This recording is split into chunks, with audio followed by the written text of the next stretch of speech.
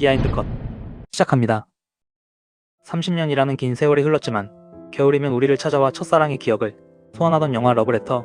시간이 멈춘 것만 같은 그 영화 속 주인공들은 지금 어떻게 살아가고 있을까요? 러브레터 주역 4인방의 인생사를 데뷔 시절부터 2026년 오늘날의 근황까지 아주 자세히 들여다보겠습니다. 나카야마 미호는 1970년 3월 1일 일본 나가노현에서 태어나 도쿄에서 자랐습니다. 어린 시절 부모님이 이혼하며 어머니 밑에서 자랐는데 어머니가 생계를 위해 바빴던 탓에 친척집을 전전하는 등 불안정한 유년기를 보냈습니다. 이 시기에 외로움이 훗날 그녀의 연기에 특유의 고독한 분위기를 입혔다는 평가가 많습니다. 중학교 1학년 때 하라주쿠에서 길거리 캐스팅되어 연예계에 발을 들였습니다. 1985년 드라마 매도 오사와 가세시마스로 데뷔하자마자 폭발적인 인기를 얻었는데요. 동시에 가수로도 활동하며 캐치미, 세계의 그 누구보다 분명 등 수많은 히트곡을 냈습니다. 당시 코도 시즈카, 남노 요코, 아사카 유이와 함께 아이돌 4대 천왕으로 불리며 80년대 후반 일본 대중문화의 중심에 있었습니다. 영화 러브레터의 캐스팅은 당시 신이었던 이와이 슌지 감독의 안목과 배우들의 운명적인 타이밍이 맞물려 탄생했습니다. 이와이 슌지 감독은 시나리오 단계부터 주인공 히로코와 이츠키가 닮았다는 설정 때문에 1인 2역을 소화할 배우를 찾고 있었습니다. 당시 최고의 톱스타였던 나카야마 미호는 세련된 이미지 히로코와 털털하고 소박한 이미지를 동시에 가지고 있다는 점에서 감독의 원픽이었습니다. 당시 나카야마 미호는 엄청난 스케줄을 소화하던 중이라 캐스팅이 쉽지 않았지만 시나리오의 아름다움에 반해 출연을 결정했습니다. 감독은 그녀의 연기 스펙트럼을 믿고 파격적인 1인 2역을 맡겼고 결과적으로 그녀 인생 최고의 인생작이 되었습니다. 오겐키 데스카는 그녀의 인생을 상징하는 대사가 되었고 아시아 전역에서 첫사랑의 아이콘으로 등극합니다. 이후 드라마 잠자는 숲, 영화 도쿄 맑음 등에 출연하며 연기력을 인정받는 성숙한 배우로 거듭났습니다. 2002년 작가이자 뮤지션인 츠지 히토나리와 결혼하며 돌연파리로 이주했습니다. 연예계 활동을 사실상 중단하고 전업주부로서 아들을 키우는 삶을 선택했습니다. 연고도 없는 타국에서 나카야마 미호는 사실상 홀로 육아와 살림을 도맡으며 심한 고립감을 느꼈습니다. 2014년 봄 두 사람의 이혼 협의 소식이 들려왔습니다.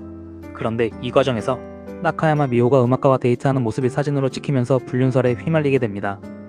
이 과정에서 아들의 양육권을 전 남편이 가져갔는데 일본 내에서 차가운 시선을 받기도 하는 등 개인적인 시련을 겪었습니다. 그녀는 일본 복귀 후 다시 활동을 시작했지만 그녀의 곁에는 예전만큼의 화려한 인맥도 의지할 가족도 없었다고 합니다. 시부야의 자택에서 홀로 지내며 가끔 SNS에 팬들을 향한 메시지를 올리는 것이 세상과 소통하는 유일한 창구였습니다. 그러던 어느 날 충격적인 소식이 전해집니다.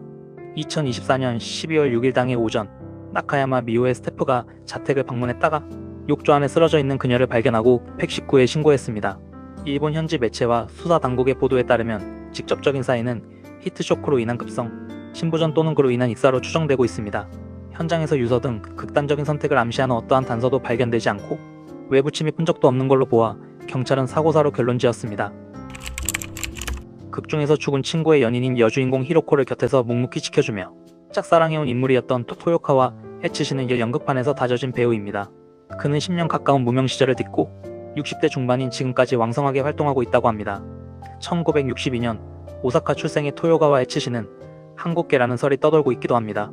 학창시절에는 조용하고 눈에 띄지 않는 학생이었으나 대학 시절 연극의 매력에 빠져 인생의 경로를 바꿉니다. 부모님의 반대를 무릅쓰고 대학을 중퇴한 뒤 상경하여 극단 언더 30에 입단했습니다. 화려한 아이돌로 시작한 나카야마 미호와 달리 그는 좁은 연극 무대에서 관객의 숨소리를 들으며 10년 가까운 무명 시절을 보냈는데요. 186cm의 큰 키와 낮은 점, 그리고 지적이면서도 위험해 보이는 묘한 매력은 당시 일본 여성들의 마음을 사로잡았습니다. 이 독특한 분위기를 눈여겨본 이와이 슌지 감독은 그를 자신의 초기작들에 꾸준히 기용했고 그것이 결국 러브레터로 이어졌습니다. 같은 애 드라마 사랑한다고 말해줘에서 청각장애인 화가 역을 맡아 대사 한마디 없이 눈빛과 수어만으로 일본 전역을 울렸습니다. 이 작품으로 그는 명실상부한 멜로의 왕으로 등극합니다.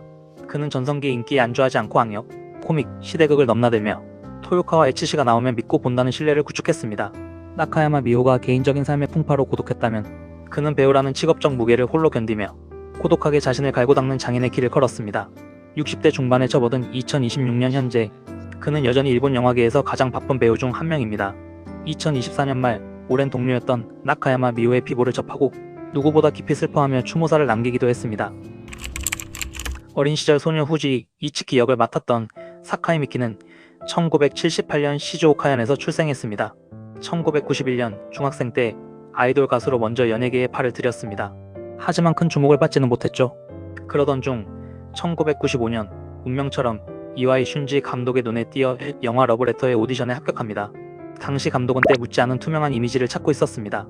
사카이 미키는 연기 경험이 거의 없는 신인이었지만 그 백지 같은 순수함이 오히려 감독의 마음을 움직였습니다. 사카이 미키는 러브레터에서 과거의 소녀 이츠키 역을 완벽하게 소화하며 단숨에 아시아의 첫사랑으로 등극합니다. 제19회 일본 아카데미상 신인 배우상을 거머쥐며 가수 지망생에서 순식간에 일본 영화계가 주목하는 기대주로 성장했습니다. 러브레터 직후 출연한 드라마 백선나기가 메가 히트를 기록하며 그녀는 90년대 후반 일본 청춘 드라마의 상징이 되었습니다. 사카이 미키는 2002년경 미얀마로 봉사활동을 떠나게 되는데 그곳에서 의료봉사를 하러 온 4살 연상의 의사를 만나게 된 것을 인연으로 6년간 진지한 만남을 가졌다고 하며 2008년 결혼합니다. 결혼 후에도 그녀는 도전을 멈추지 않았습니다. 배우 활동을 병행하면서도 대학원에 진학해 국제협력학 석사 학위를 취득했다고 해서 연예계의 모범생 같은 면모를 보여줍니다. 영화에서 가장 임팩트를 남긴 어린 소년 후지 이츠키 역을 맡은 카시와바라 타카시는 1977년생으로 이남일녀 중 장남으로 태어났으며 그는 1993년 제6회 주눈 슈퍼보이 콘테스트에서 대상을 차지하며 화려하게 등장했습니다. 이건 역시 자진해서 대회에 참가한 것이 아니고 그의 외모를 아깝게 여긴 이웃 아주머니가 몰래 사진을 보내면서 시작되었다고 합니다. 서류 전형에 합격했다는 소식을 듣고도 귀찮아서 안 가려 했으나 우승하면 차를 준다는 상품에 혹한 아버지가 아들을 설득해 대회에 내보냈습니다. 만화 속에서 컷 튀어나온 듯한 완벽한 외모는 일본 전역을 술렁이게 했는데요. 데뷔 직후인 1995년 영화 러브레터에서 소년 시절의 후지 이츠키 역을 맡았습니다. 하얀 커튼 뒤에서 책을 읽던 그 짧은 장면 하나로 그는 아시아 전체의 첫사랑이자 아이콘이 되었습니다. 당시 그가 가진 투명하고 차가운 미소년의 이미지는 이와이 슌지 감독이 그리던 기억 속의 첫사랑 그 자체였습니다. 대사가 많지 않았음에도 눈빛 하나로 이 영화의 서사를 완성했죠. 러브레터 이후 드라마 장난스런 키스의 나오키 역을 맡으며 절정의 인기를 누렸습니다. 한국에서도 카시와바라 타카시 신드롬이 일어날 정도였습니다. 하지만 잘나가던 그에게도 좌절의 순간이 찾아옵니다. 2004년 카시와바라 타카시는 도로 통행 문제로 시비가 붙은 일반인을 폭행하는 사건을 일으킵니다. 이 사건으로 현행범 체포되지는 않았지만 당시 일본 연예계에서 순수 미소년 이미지가 강했던 그에게는 치명적인 타격이었습니다. 출연 중이던 드라마에서 하차하고 반년 넘게 자숙 기간을 가졌습니다.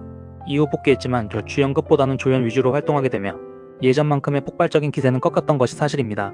활동이 주춤하던 2009년 그는 과거 작품에서 만났던 배우 우치다 유키와 재회하며 연인으로 발전합니다. 두 사람 모두 이혼의 아픔을 겪었다는 공통분모가 있어 서로를 깊이 의지하게 되죠. 이때부터 타카시는 본인의 커리어보다 우치다 유키가 더 안정적으로 빛날 수 있도록 돕는 제작자이자 매니저의 길을 스스로 선택했습니다. 그 후 직접 기획사를 설립해 대표로서 그녀의 작품 선택부터 최근 소식에 따르면 두 사람은 10년 넘게 이어진 이 기획사 대표 소속 배우이자 연인인 관계를 유지해오다 2026년 결혼과 함께 명실상부한 가족 경영체제로 들어섰다고 합니다.